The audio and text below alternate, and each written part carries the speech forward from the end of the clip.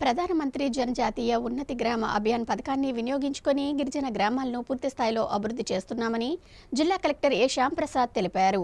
పార్వతీపురం మన్యం జిల్లా కలెక్టర్ కార్యాలయంలో నిర్వహించిన మీడియా సమావేశంలో కలెక్టర్ మాట్లాడుతూ జనజాతీయ ఉన్నతి గ్రామ అభియాన్ కార్యక్రమం ద్వారా ప్రతి గ్రామానికి రోడ్డు సౌకర్యం, ప్రతి కుటుంబానికి ఇల్లు, మంచినీటి కుళాయి, కరెంట్ సౌకర్యం కల్పన మొదటి ప్రాధాన్య అంశంగా చర్యలు చేపట్టామన్నారు. వారం రోజుల్లో శాఖల వారీగా ప్రతిపాదనలు తయారు చేసి సమర్పించాలని సంబంధిత అధికారులకు ఇప్పటికే ఆదేశాలు జారీ చేశామని, ప్రతిపాదనలు అందగానే అందుకు తగిన చర్యలు తీసుకుంటామని ఈ సందర్భంగా కలెక్టర్ తెలిపారు.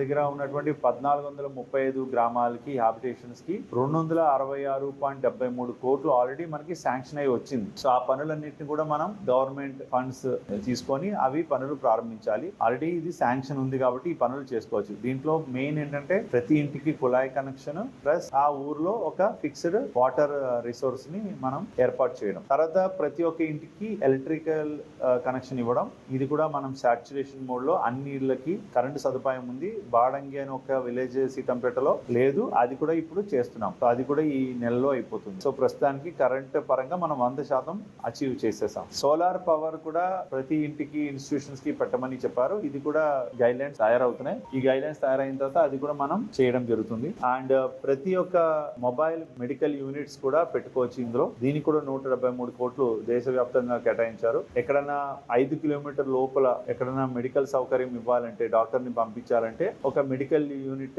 ఇస్తారు, మొబైల్ వ్యాన్ లాంటిది. ఇది కూడా 5 కిలోమీటర్ల రేంజ్ లో ఏమీ సెంటర్ లేకపోతే మనం అది అడగచ్చు. ఇలాంటివి ఇంచుమించుగా 173 గుర్తించాము. అది కూడా ప్రతిపాదన పంపిస్తాం. అండ్ ప్రతి ఒక్క ఇంటికి ఎల్పిజి కనెక్షన్ ఇవ్వడం. తర్వాత సాక్ష్యం కింద 12 లక్షల రూపాయలు ఒక అంగన్వాడీ సెంటర్ కి ఇస్తారు. అక్కడ టాయిలెట్ గానీ, ప్లేయింగ్ ఎక్విప్మెంట్ గానీ, కొంత అంగన్వాడీస్ కొంచెం కిచెన్ గార్డెన్ గానీ ఇవన్నీ ఏర్పాటు చేసుకోవడానికి. సో దీనికి సంబంధించి కూడా మనం 516 దాకా ప్రతిపాదనలు పంపించడం జరుగుతుంది. సో అక్కడ ఓన్ బిల్డింగ్స్ కి వారికి చేయొచ్చు.